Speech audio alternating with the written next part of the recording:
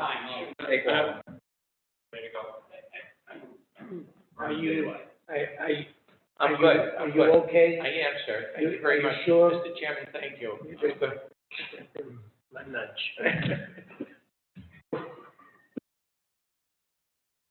Swearing in Italian. Do I have to, John, do I have to read what we? Yeah, just go through everything, at the beginning. All right, it is are we on? It is 6:04 on August 6th, okay? And the Alton Zoning Board of Adjustment public hearing will commence. My name is Frank Rich. I'm the chairman. To my right is John Dever, the code official, and Thomas Lee, member, Tim Morgan, member, Paul Monzione, member, and Paul La Rochelle, member, and also a member of the select board as a member for this group. Until further notice, to keep our members and staff safe and to comply with the RSA 91A, the COVID-19 state of emergency, and the governor's orders on restrictions at public hearings, the town of Alton is moving from in-person meetings to remote audio participation meetings. To remotely attend the meeting, audio only, visit our website, www.alton.nh.gov. For telephone access and remote access instructions listed under news and announcements on the home page, you can access an audio or video live stream there as well, or telephone the planning department's office at 603-875-2162 between the hours of 8 a.m. to 4:30 p.m. for more information, or for the dial-in code and meet ID for each zoning board meeting. So I'm going to call to order the meeting. I've introduced the board members. There will be no appointment of alternates tonight because we don't have any alternates, and I don't think we're going to need. We have a full board. So the agenda, statement of the appeal process. The purpose of this hearing is to allow anyone concerned with an appeal to the Zoning Board of Adjustment to present evidence for or against the appeal. This evidence may be in the form of opinion rather than an established fact. However, it should support the grounds which the board must consider when making a determination. The purpose of the hearing is not to gauge the sentiment of the public or to hear personal reasons why individuals are for or against an appeal, but all facts and opinions based on reasonable assumptions will be considered. In the case of appeal for a variance, the board must determine facts bearing upon the 5 criteria set forth in the state statutes. For the special exception, the board must ascertain whether each of the standards set forth in the zoning ordinance have been or will be met. Approval of the agenda.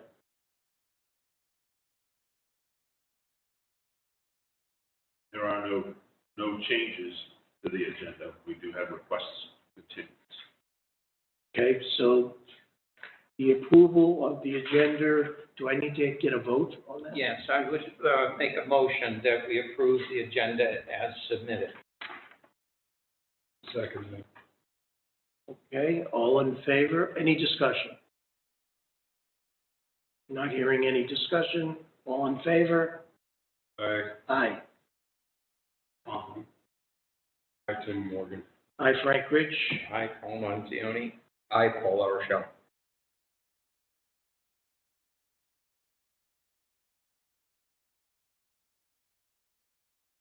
Okay, we're going to hear case 20-9, Donahue Tucker and Cinderella Brad Jones Beach Mount Major Highway. I understand that they have requested, a continuance to the next regularly scheduled meeting, which is September 3rd. we need to vote on that. Yes. Okay. Can I hear, I'll move that we accept their request for continuance to the next regularly scheduled meeting in September. I second. Could we have a little discussion about that? certainly, I just want to clarify before we take a vote. So,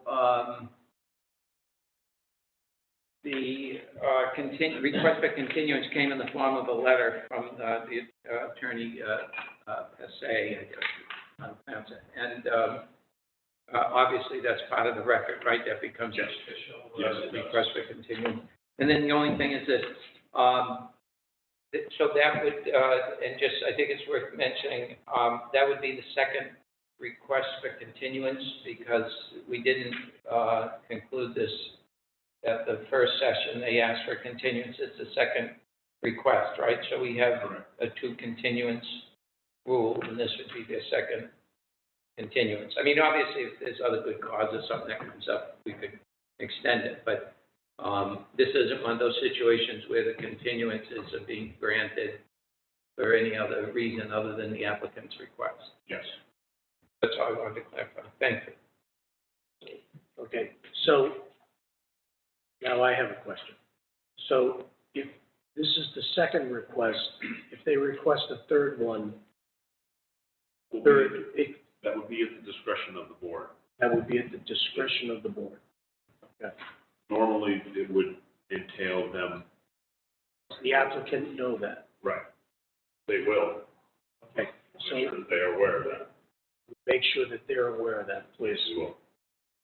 I mean, the other thing about that is, we do have official bylaws or rules of the ZBA, which are public record, and any applicant that applies, comes before the board, has access to that. So they're on notice anyway of those rules, whether they see it or not, but it's good that we're saying. Yeah. I think just to be on the right side of it, Right. okay, it would be good if we mentioned it to them, you know? Because I know how some attorneys are, that they don't read anything, okay? You know, appropriately, you know? So I want to just make sure. Excuse me, I'm sorry. Did I say that? Okay. Moving right along, case 20 dash, We need a vote. Oh, on I'm that. sorry. We were in discussion. I'm sorry, discussion. So I screwed this up. Tim had a motion. motioned, you seconded? Okay, we had discussion, all in favor? Aye, Tim Morgan. Frank Rich, Aye, Paul Monzioni. Aye, Paul LaRochelle. unanimously voted, yes. Okay, moving right along, case 20-10, Thomas Varney, engineer, agent for John T., how do we say his name? Byrne. Byrne. Joseph Byrne.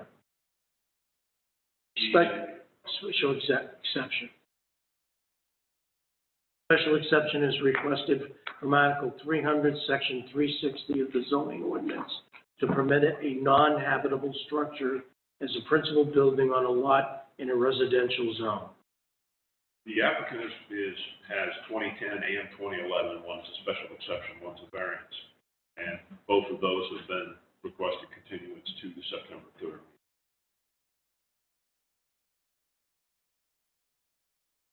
So, Mr. Chairman, I'm recused on this case. okay, thank you, Mr. Monzini. In that case, I'll make a motion that we grant the continuance of these two cases to the September 3rd, and probably once again be appropriate to discuss. Yes.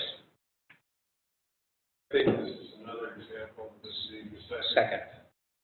Correct. Okay, second. So I'm going to ask you again, notify them, that this is the second, and it's up to the discretion of the board to extend it any further. Okay, thank you. Did I get someone to second it? Oh, discussion. So this motion is for 2010 alone, or 2010 and 2011? 2010 and 2011. Okay, 11. Yeah, second motion. You'll second the motion? Thank you. Any more discussion other than what Tim had to say? No? Okay, can I have a vote? All in favor? Aye, Tom Lee. Aye, Tim Morgan. Aye, Frank Rich. Aye, Paul Rochelle. Tom Monzione reclused himself, and it was a vote 4-0, unanimous, the members that voted. Okay, moving right along.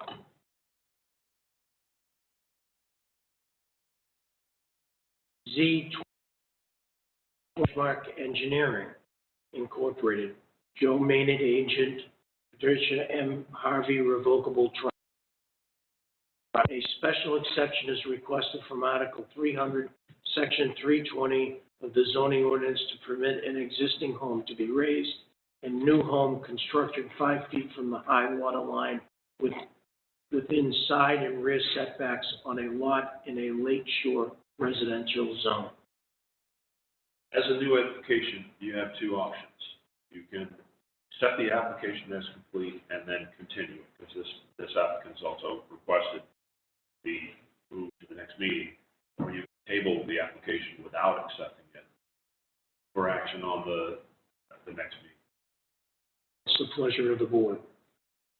I would move that we table it and grant the continuance to the next meeting. Yeah, I think that makes sense, and for that reason, I would second it. If we could have discussion about that, since it's been seconded, I think since the applicant isn't here, if there were questions about completeness or whatever, they wouldn't be here to address it. So I think tabling it makes sense. So we'll deal on the completeness issue when the applicant has a chance to talk to us about it in case we need some input. The reason for the request for continuance is it was, once we received the plans, we found they need a variance also. So they will be coming in with the application for the variance, be presented with this at the next meeting.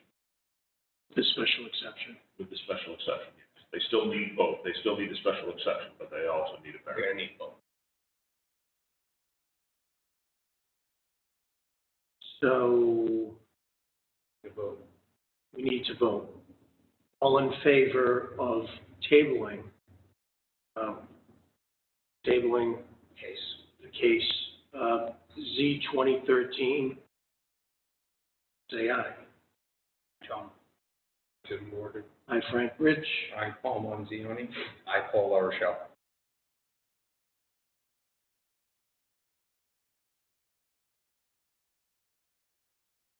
Moves us to other business.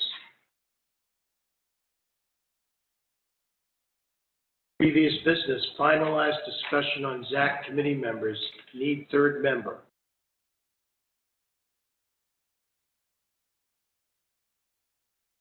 Who are the two members? Paul Arshell's one. Second. I said I was happy to do it. I thought you were, yeah.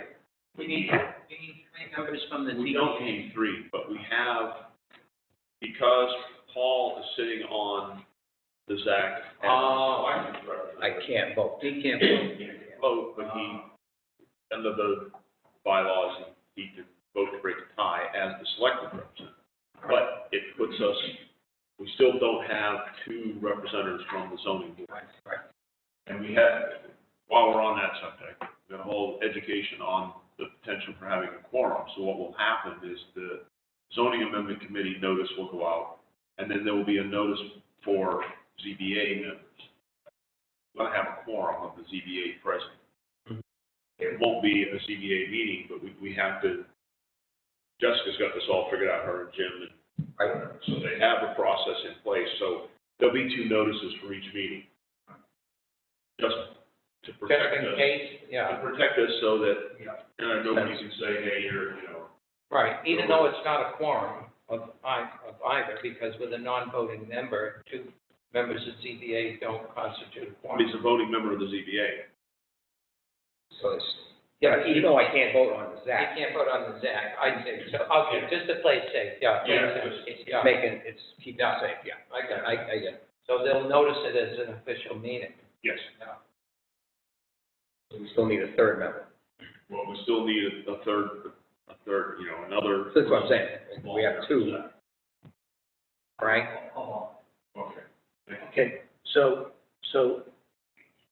I'm a member and I can vote, right? Tom is a member, He did.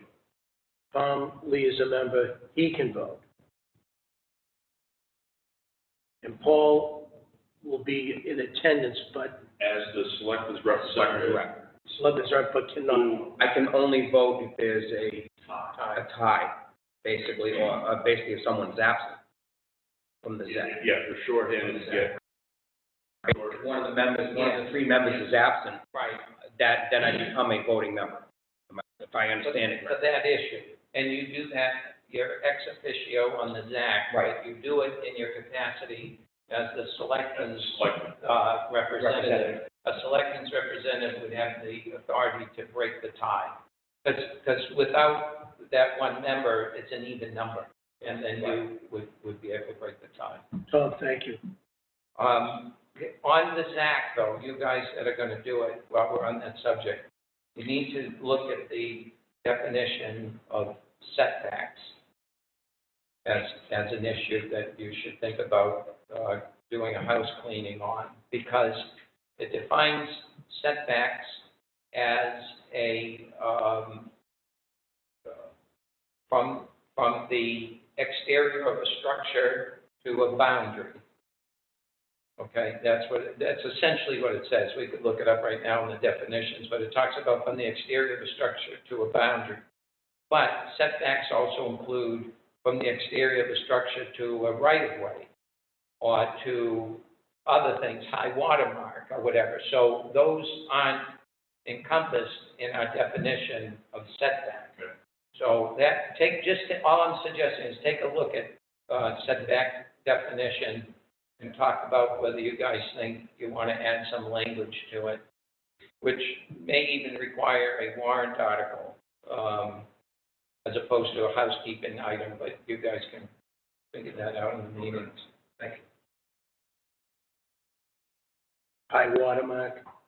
Yeah, and right of way, just to think of some, there may be others that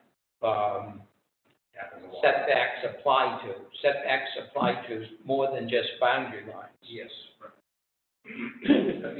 Other things that a setback applies to. Like the 50-foot shoreline protection, Correct, that's a setback. and what about the 150-foot? That's a DES thing, I think. Well, 250. we have 30-foot and 50-foot, 50-foot of newer lots, 30 feet on older existing. Right. Setback from the lake or. Right, from the high water mark, but, Yeah, the edge of the water body. right. But I think that 250 of the DES has jurisdiction to restrict tree cutting and Yes. construction and everything within that, but that wouldn't be in the town. That would not be in our, Right, that's not in our that's jurisdiction. not in our jurisdiction. Now, on the new application, stepping back for a second, the new application, we did go over, reading through it, they talked about HWM. And they brought up the high water mark. So is that, we're just talking, but is that something maybe a skilled attorney who understands that? Why would they bring that up unless that was in our, or is it? Well, that's, the setback for DES and for us are set from what is determined to mean high water mark. Okay. And that is set at a particular level, altitude. So for Lake Winnipesaukee, it's 504.32 feet of altitude, of sea level is determined to be the boundary, the edge of, where all the setbacks start. Yeah. Yeah, That's our benchmark. right, that's the benchmark for. Right, That's the benchmark for The boundaries there, setbacks. But the point I was making, Tom, is that if you go to the definition in our zoning regs, under the definition section, and you look at the word setback, we define setback as meaning the distance between the exterior of a structure to a boundary. And that's all we say is boundary. But actually, a setback also is the distance between the exterior of a building to a right-of-way, to the edge of a right-of-way, or to the high water mark, for the lake setback. So those are the only other two. Right-of-way and lake are the only other two besides boundaries for which we have setbacks. But there may be others, and we got to think about it. And if we do, I'm just saying the ZAC should think about looking at the definition of setback and seeing if it needs some additional language to be more accurate. Everybody knows that setback applies to those other things, but our definition doesn't say that. The definition doesn't say it, but it says it in the explanation. It says it in most of the explanation. It says, it'll say high water mark, it will also say right of way, Edge of right of way. So but not in definition. we do have language that deals with it, but then the definition itself omits to deal with it. So just to make those things consistent. And then you'd have to figure out the issue of whether that falls into, in light of the fact that we have language that deals with it in the applicable regulation, whether changing the definition would require a warrant article or just be a housekeeping matter. It's probably going to require a warrant article, because I think whenever you change the definition, it's almost automatically a substantive. Well, for the purpose of setbacks to water, we use that high water mark, and that's what we do. Yeah, right. Because traditionally, that's the boundary. Yeah, and none of that's going to change. It's not even a discussion about how setbacks, how they're determined, but just in the definition, if you went strictly by a definition, the setback only applies to a boundary. And the edge of the lake is the boundary. Well, you would call it like a boundary. Yeah, and the high water mark is the boundary for the property. Yeah, right. At the lake. Yeah. Or whatever is determined to be the edge of, like, the edge of the river is determined to be here, or whatever. I didn't make it clear. Yeah. Yeah. We can address it. Hey, everyone, and I see the meetings, now that they're being noticed, maybe I'll show up. I'll get public input. There you go. You're welcome, public input from anybody. Yeah. All right. Okay, so we have that finalized, okay, that we're gonna have 3 members, Paula, Rochelle, myself, and Tom Lee, and to make up the ZAC committee members for the variance, for the ZBA. Any more discussion on that? Thank you very much, Mr. Manzioni, for your enlightening speech. Sure. Okay, 2, new business, discussion of HB 1129, notice requirements for municipal public hearings. John? Yeah, they have changed, the recent legislative change regarding how notices are posted. Previously, one of the requirements that had to be in a newspaper, local circulation, and they have removed that. And as long as it is noticed on the town's website and then posted in the normal places that we do anyways, here at Town Hall, down at the post office, there's no longer a statutory requirement to put the notice in the paper. Continue to do so if we want, but it also, one of the things is it's a savings to the applicant of about $75, because that's what the paper notice costs. So that's what that statute goes into effect the 1st of September. So we have discretion as a board, however, to require a newspaper notice, notwithstanding the fact that the. I don't know. Okay. I will explore that.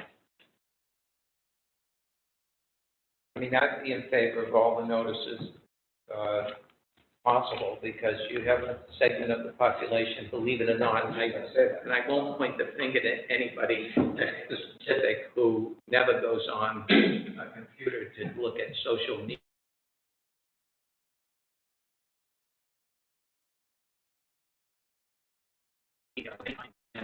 century, and they don't do that, okay, the newspaper is still useful to many people to let them know that something's going on that they might want to take part in.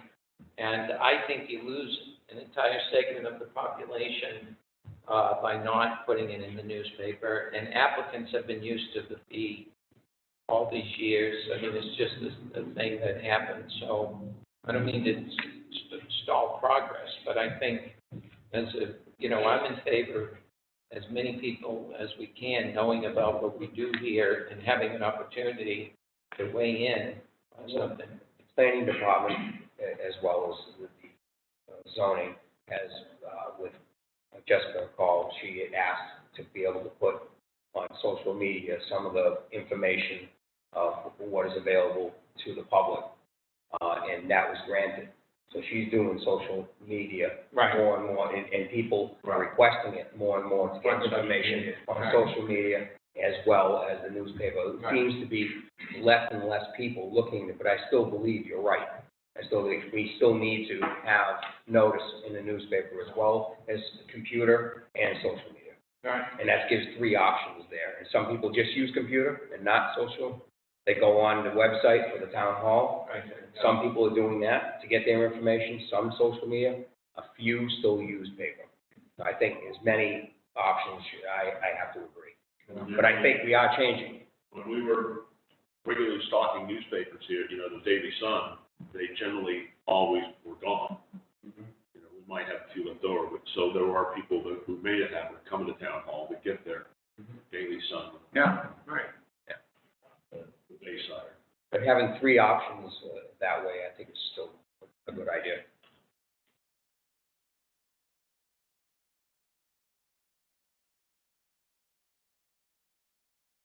Okay. Any more discussion on that? Okay, we are now down to approval of minutes. And we have February 13th minutes and July 2nd. Do I have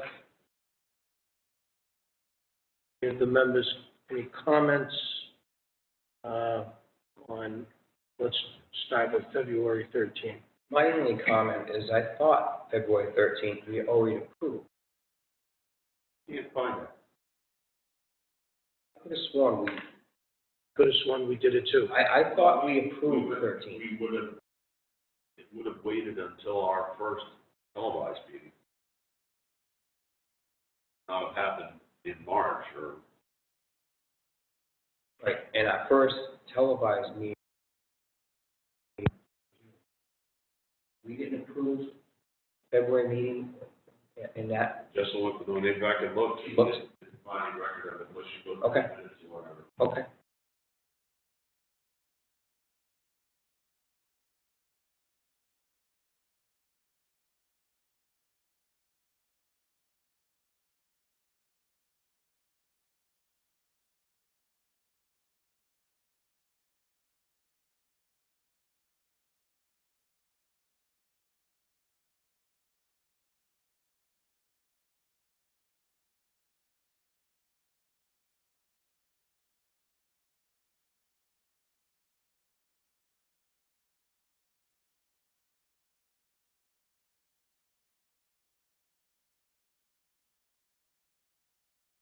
Now I know why that we had problems with this.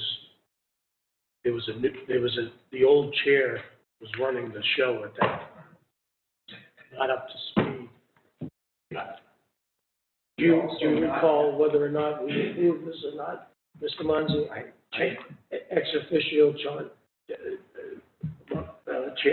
Munzy? I have no idea, but I would say that I make a motion this evening that we approve the minutes of February 13, 2020 as submitted.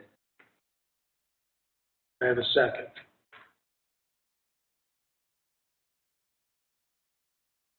Second. Thank you. All in favor of the February 13th minutes being approved, please say aye. I was not at, I'm going to abstain as well. I wasn't present. I say aye. I was here. Aye. I was here. Frank Rich, aye. Paul Manzioni, aye. I, Paul LaRochelle, and I also, Paul LaRochelle, second that motion. Okay. Moving right along to July 2nd. Yeah, I have a couple of comments. Yes, On the, 2/3 of the way down the second page, it says Mr. Morgan joined the meeting. I don't know if that's a comment on whether I was here mentally earlier, but I was here physically from the beginning of the meeting. I was here when you was called to order. And then the other comment I had is on page 3, down near the bottom, it says Mr. Lee stated adequate and appropriate facilities, and then Mr. Lee stated there is adequate air for safe. So I think one of those Mr. Lees was somebody else, maybe me.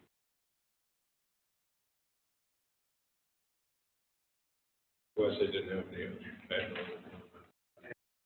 just had one question. It's on page 8, and I think it's notable because talking about cases 2010 and 2011 with Tom Bonney, it was brought up by Tim that he believed, or there was a belief that maybe the abutters were not notified on that case appropriately. And then if you remember the discussion, John, it was the mailing out to the abutters, there wasn't enough time. So my point in all of this, it's more of a reference back to that case. He actually voted to continue that case. I just want to make note of that, so when we go forward to September 3rd, they have another continuance afforded them. It's a good point. Yes. We actually continued that case, so it just reminded me when I was reading it, that discussion all came back, so. Right, and it should be not a mark against them. Right, that's fine. Right. Other than that, is, yeah. so we actually asked for it to be Yes. continued, so it's not the second. Right. It's not the second, it's only the first. For which case is that? 2010 and 2011. 2011. 2010 and 2011. Okay. All right, so that's a good catch. Thanks, Tom. Anything else? I move we approve the minutes for July 2nd with the 2 changes that I suggested. Second.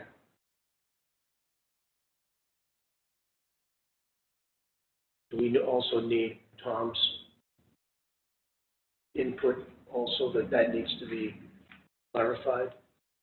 Not on the minutes. Not in the minutes? No, okay. We'll have to clarify that next month. Next one. Okay, and you second, Yes. Paul? Paul LaRochelle, second. All in favor? Aye, Conley. Hi, Tim Morgan. Aye, Frank Rich. Aye. Paul Manzioni. I, Paul LaRochelle. Excellent. Minutes. John, has there been any correspondence? I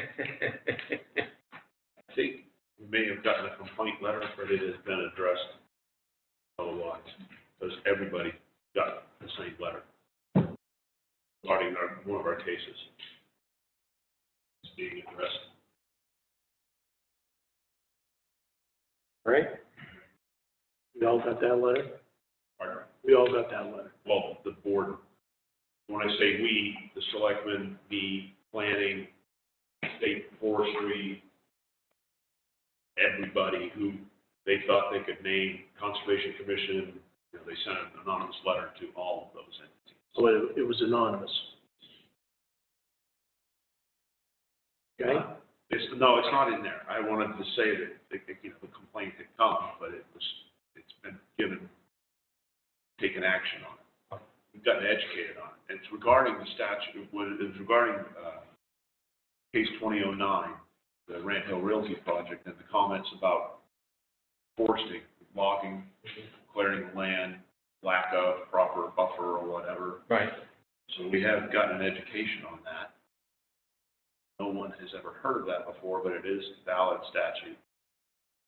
And so because it's state forestry got a letter, ERA, we'll have that correspondence from them for you. Before the next meeting? That was the one that brought up that statute. Someone had mentioned it in I did. one of the letters. In the letter, but you mentioned it. I brought it up at the meeting.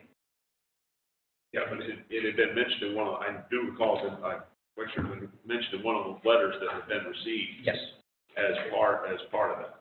I see. yes, I see. but you did mention it. Yeah, So it has been, Yeah. I have a copy of the statute for the 150-foot buffer. Yeah.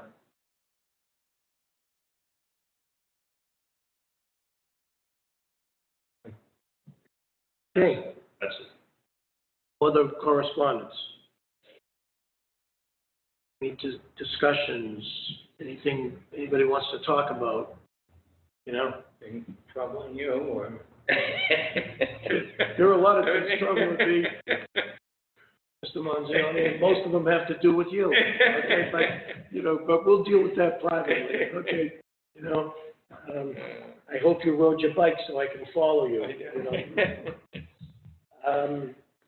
So I'll entertain an adjournment.